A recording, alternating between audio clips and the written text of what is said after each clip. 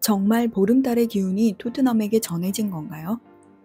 진짜 요즘 토트넘 왜 이렇게 드라마틱한 경기를 하는 거죠? 이번 리버풀전 경기를 앞두고 불안했거든요. 최근 리버풀이 정말 폼이 좋은 팀이니까요. 이번 시즌 토트넘도 무패를 기록하고 있기는 하지만 최근 셰필드전과 아스날전 모두 마음을 졸이면서 경기를 봤었기 때문에 불안했죠. 그나마 홈에서 하는 경기니까 분위기를 최대한 가져가야 한다라고 생각을 했었죠. 왜 이렇게 토트넘 경기를 앞두면 불안하고 떨릴까요? 경기는 2대1로 토트넘이 승점 3점을 챙기며 리그 2위로 올라섰습니다. 리버풀을 상대로 힘든 경기를 펼칠 거라고 생각했었는데 경기 초반부터 리버풀에게 슈팅 찬스를 내주기 시작하며 불안한 모습을 보였죠. 이번 시즌 경기 초반 항상 밀리는 모습이 토트넘이었어요. 초반 위기 상황을 넘기고 나면 다시 분위기를 토트넘 쪽으로 가져오는 경우가 많았죠. 이번 경기도 그런 분위기가 이어지는 듯 했습니다.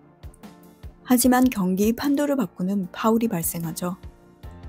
볼 경합 과정에서 리버풀의 커티스 존스 선수가 비수마 선수의 발목 쪽으로 강하게 발을 뻗으면서 레드카드를 받고 퇴장당하게 됩니다. 와, 퇴장이라고? 이건 뭐 토트넘이 쉽게 갈 수 있는 경기가 되겠구나 생각했죠. 그리고 터지는 손흥민 선수의 선제골. 와, 이제 됐다. 이겼구나. 메디슨 선수의 리버풀 수비수 사이를 가르는 날카로운 패스가 히살리송 선수에게 이어지고 히살리송 선수가 바로 전방으로 뛰어들어오는 손흥민 선수에게 패스. 손흥민 선수가 감각적인 원터치로 첫 골을 터뜨립니다. 유럽리그 통산 200호 골이었죠. 손흥민 선수 이번 시즌 완벽한 골잡이로서의 모습을 보여주고 있죠. 손흥민 선수가 우울한 대한민국에 제대로 추석 선물을 보내주더라고요. 진짜 꼭 골이 필요한 순간 한 방 터뜨려주네요. 이런 좋은 분위기를 토트넘은 계속 가져가야 했는데요. 하지만 쉽게 무너지지 않는 리버풀이었죠. 이번 경기를 보면서 리버풀이 참 강한 팀이구나, 잘 만들어진 좋은 팀이구나 라는 생각을 했습니다. 한 명이 퇴장당한 수적 열세 상황에서도 빠른 침투로 공격적인 장면을 만들어냈고 전반 추가 시간에 포기하지 않고 시도한 공격, 그리고 코디 악포 선수의 예상치 못한 터닝슛이 토트넘의 골망을 가릅니다. 골문 앞에 수비수도 많이 있었는데 예상치 못한 슈팅이라서 막지를 못했죠. 비카리오 골키퍼도 전혀 예상하지 못한 모습이었습니다. 이렇게 학포 선수는 최선을 다해 골을 넣고 다리 부상으로 교체가 되었죠.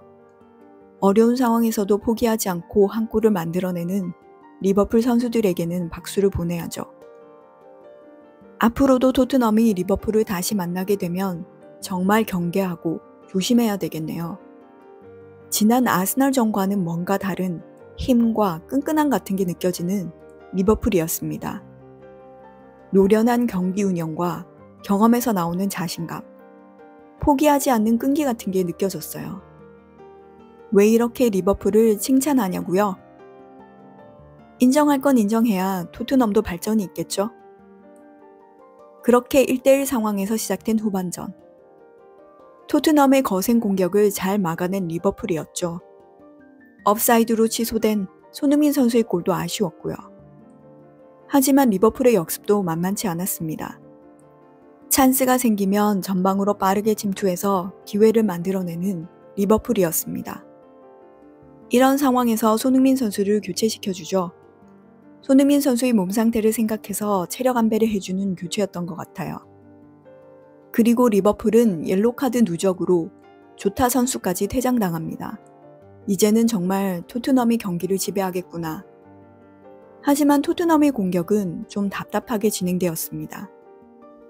교체 카드를 다 쓰면서 체력을 보완하고 수비적으로 나오는 리버풀에게 좀처럼 슈팅 찬스를 만들어내지 못했어요. 손흥민 선수가 이런 상황이 생기기 이전에 조금 일찍 교체된 것이 아쉽더라고요. 메디슨 선수가 교체 아웃된 것도 마찬가지고요. 손흥민 선수가 있었다면, 메디슨 선수가 있었다면 좀 더 결정적인 찬스들을 만들어냈을 테니까요. 토트넘도 막판 선수 교체를 통해 체력을 정비하고 승점 3점을 가져오기 위한 공격을 시작합니다. 리버풀의 골문을 계속 노렸지만 쉽게 찬스가 생기지 않았고 연계 플레이를 통한 창의적인 움직임도 부족했어요. 경기를 보면서 많이 답답했습니다. 두 명이 더 많은 상황에서 이렇게밖에 공격을 못하는 건가? 그만큼 리버풀이 필사적으로 수비를 하고 있었고 토트넘을 열심히 잘 막고 있었거든요. 토트넘은 교체할 공격 자원이 부상으로 부족한 상태에서 한 골을 넣으려고 애쓰고 있었고요. 후반전 추가 시간도 다 끝나가고 이렇게 무승부로 끝나면 토트넘은 너무 아쉬운 경기가 되겠네 라는 생각을 하는 순간 토트넘이 마지막 공격 찬스에서 포로 선수가 골문 쪽으로 올린 크로스를 리버풀의 마팁 선수가 걷어낸다고 발을 내민 것이 리버풀 골문으로 그대로 들어가면서 자책골이 나옵니다. 와, 보름달 기운은 토트넘에게 향했구나. 이 상황에서 자책골이 나온다고? 대단하다 토트넘. 자책골이 나오자 리버풀 선수들이 손으로 머리를 감싸주면서 고개를 들지 못하더라고요. 그럴 만도 하겠죠. 두 명이 없는 상황에서 마지막까지 혼신의 힘을 다해 막고 있었으니까요. 리버풀도 정말 좋은 경기를 한 것이 사실이지만 마지막 몇 초가 남은 상황에서도 골을 만들려고 끝까지 포기하지 않는 토트넘도 대단하더라고요. 저는 마음속으로 이미 포기하고 있었거든요. 하지만 모든 일은 끝날 때까지 끝난 게 아니었습니다. 이렇게 자책골이 만들어지면서 승리를 가져갈 수 있는 사건이 일어나니까요. 토트넘의 공격이 답답하기도 했지만 어쨌든 계속 공격을 하면서 골문을 두드린 결과가 리버풀의 자책골로 이어졌으니 포기하지 않는 토트넘의 집념이 만들어낸 승리라고 해야 할 것 같습니다. 그리고 승리의 기쁨에 취해 있을 때 알게 된 심판의 오심이 있었죠. 경기 중 리버풀의 루이스 디아즈 선수의 골이 오프사이드로 취소가 되었는데요. 프로축구 심판위원회에서도 VAR 오류와 심판 판단 착오로 인한 오심으로 인정한 일이 있었죠. 결국은 오프사이드가 아니었다는 거죠. 이 골이 취소가 된 이후에 손흥민 선수의 첫 골이 터졌으니 만약 이 골이 인정이 되었다면 경기가 어떻게 진행이 되었을지는 아무도 알 수가 없는 일이겠죠. 리버풀이 승리했을 수도 있고요.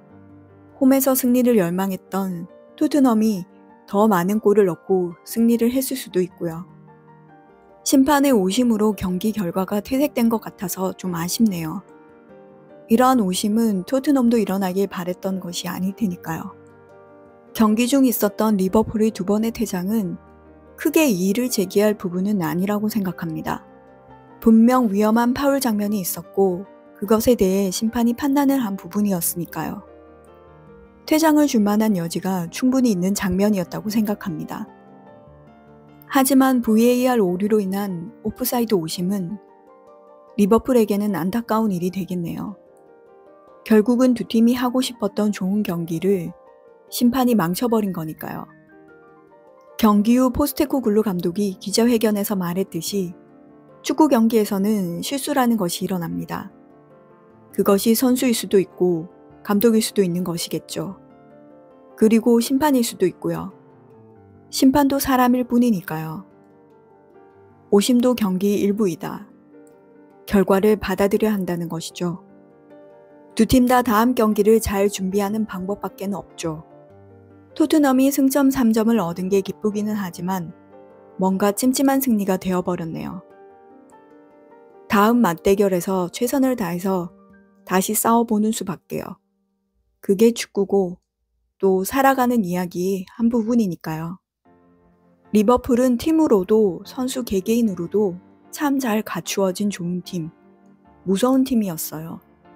저는 이번 시즌 맨시티나 아스널보다 더 강한 모습을 가진 팀이라고 말하고 싶네요. 토트넘도 끝까지 포기하지 않는 모습이 좋았습니다. 그런 모습이 결국 승리를 가져오게 되는 거니까요. 그리고 이런 오심은 다시는 없었으면 좋겠습니다. 심판의 권위는 옐로우 카드를 들어올리는 것이 아니라 정확한 판단과 원활한 경기 진행에서 만들어지는 것이니까요.